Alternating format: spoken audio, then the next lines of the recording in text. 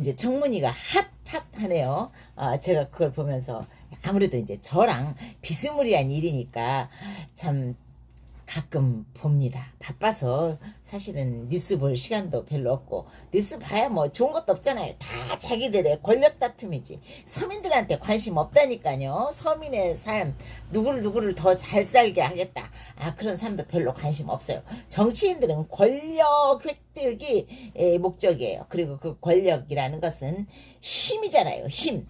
그래서 그 없는 것들을 지배할 수 있고, 없는 것들을 내 마음대로 휘두를 수 있고, 내 마음대로 휘둘리지 않으면 그냥 짓밟아서 뭉개버릴 수 있고, 그리고 그 뭉개물 당하는 나 같은 사람이 있고, 아작이 나죠. 인생이 아작이 나요.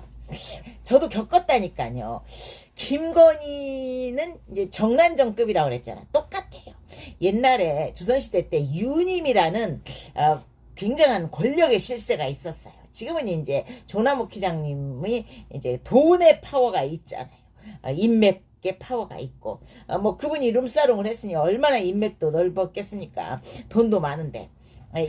저렇게 검찰에서 증거가 없어지고 실수야. 그래서 아무도 책임질 수 없어. 그 일을 저도 직접 겪었어요.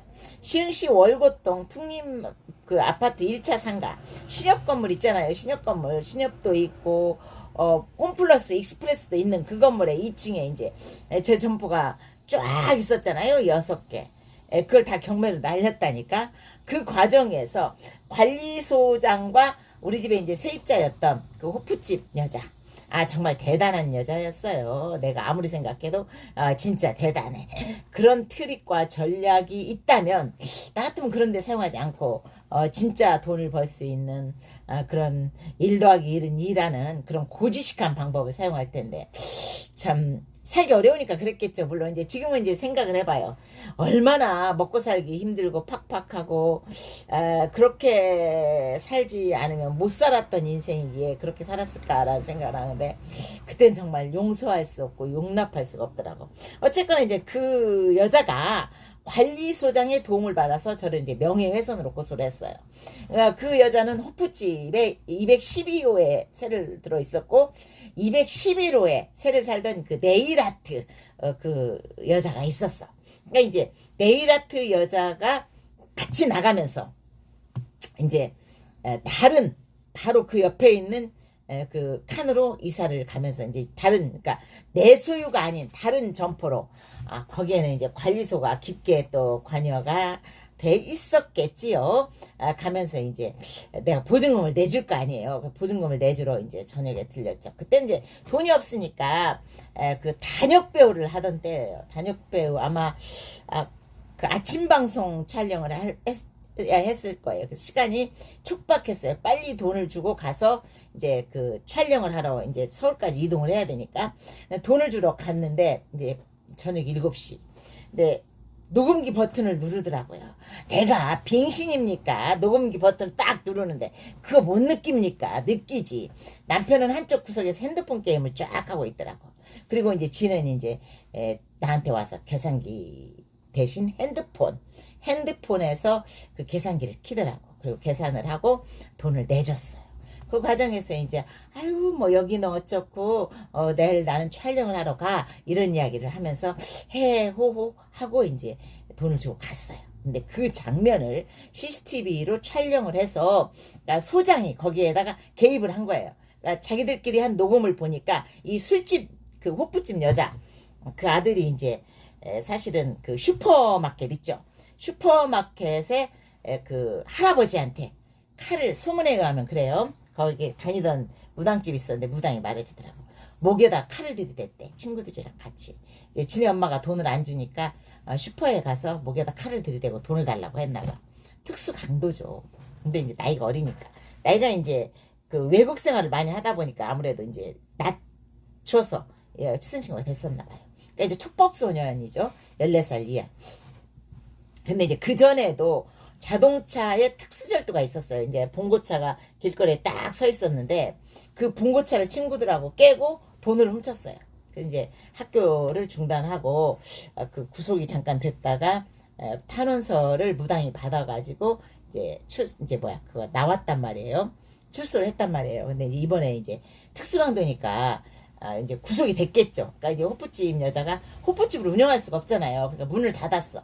문을 닫으면서 이제 제가 계약서에 그 좀 도움을 주려고 쓴 특약사항을 이제 단서로 단 거예요. 근데 그것만 갖고는 안 되겠잖아요.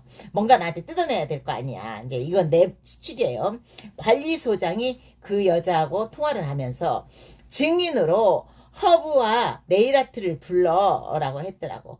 허브가 뭔지 아시죠? 다이어트 업체. 그거 역시 우리 세입자였거든요.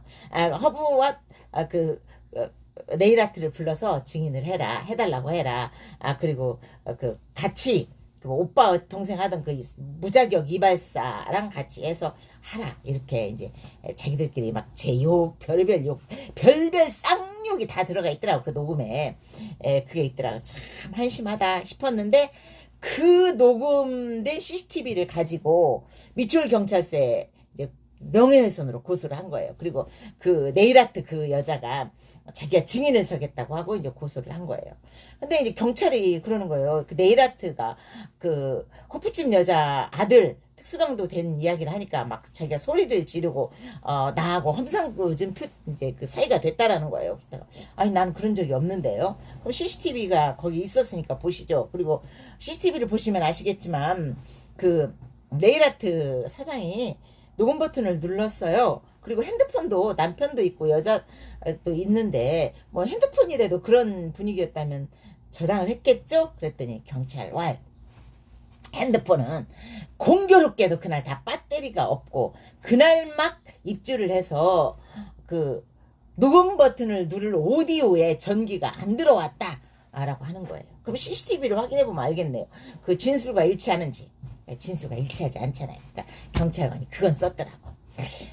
고소인은 피의자와 고성이 오고 가고 소리를 지르고 싸움이 있었다고 하지만 CCTV의 내용은 시종일관 사이가 좋다라고 하면서 이제 그러니까 CCTV의 분석 자료와 그 고소 내용과 다른 그 자료를 취합을 해서 검찰에 송치를 한 거예요. 인천검찰이 이제 저를 명예훼손으로 고소를 했죠. 이 여자는 이제 호프집 여자는 저한테 이제 손해배상을 2천만 원을 받으려고 2천만 원으로 이제 제가 그 냈던 보증금이 500만 원이었는데 뭐 2천만 원으로 주장도 하고 막 그랬었어요. 근데 아무래도 거래 내역이 없잖아요. 그러니까 명예훼손으로 해서 이거를 이제 받으려고 한 거예요. 그 1심은 제가 명예훼손이 됐어요. 진짜 명예훼손으로 판결이 났어요. 1심에서. 근데 이제 2심에서 제가 그랬어요. 그럼 CCTV를 보시죠. 그리고 그 사실을 확인해 보시죠. CCTV가 증거품이라고 합니다. 그러면 거기 눌렀던 거 그리고 그 핸드폰 내용을 보시면 아시겠지 않습니까? 거기 그날 내가 기억하는 걸로는 증인 네일아트 사장이 핸드폰으로 계산기를 두드린 걸로 알고 있습니다. 라고 했어요. 그랬더니 판사님이 이번에는 판사님이라고 할게요.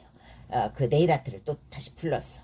그날 네 남편은 게임을 하고 있었다는데 핸드폰이 네 남편의 배터리가 다 바닥났다라는 내용하고는 다르잖아. 그러니까 남편은 또 이제 또 진술을 또 따로 불렀어. 그랬더니 나는 그날 구석에서 게임하고 있어서 핸드폰 배터리가 레이아웃 된 거는 아니지만 게임하고 있어서 그 무슨 내용이 오고 갔는지 몰라요. 싸움이 있었지는 않았어요. 라고 한 거예요.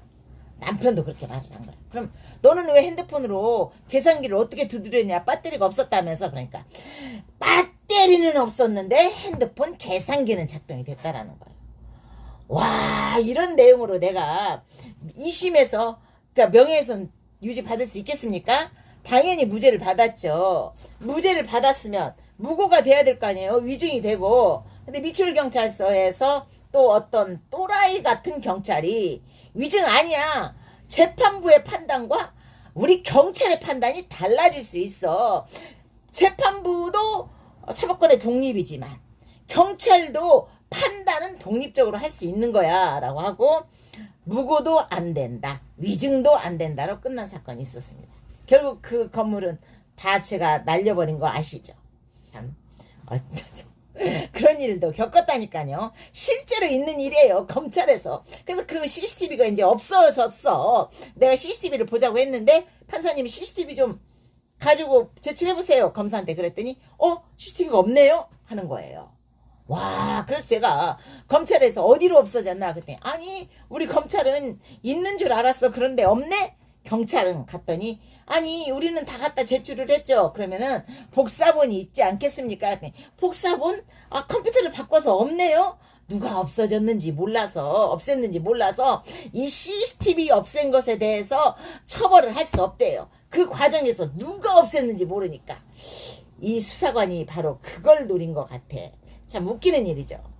참 증거물이 없어지면 그게 누군가는 절박하게 찾고 있다면 그 또한 국가가 책임을 져야 될 것 같다라고 나는 그렇게 생각을 했는데 아무도 한 놈도 책임지지 않더라고.